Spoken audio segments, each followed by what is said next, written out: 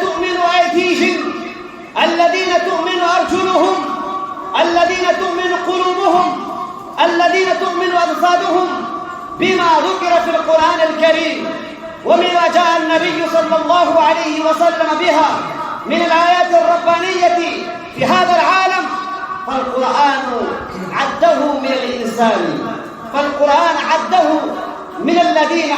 نجحوا ومن الذين فازوا بالقدح المعلق، والذين كفروا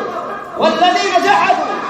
والذين أنكرت قلوبهم والذين أنكرت أيديهم والذين أنكرت أرجلهم والذين أنكرت أعينهم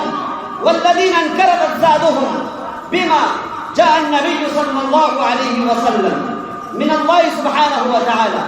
فذكرهم القرآن في قائمة الحيوان وفي قائمة الأنعام. بل قال القرآن بصراحة: أولئك كالأنعام بل هم أضل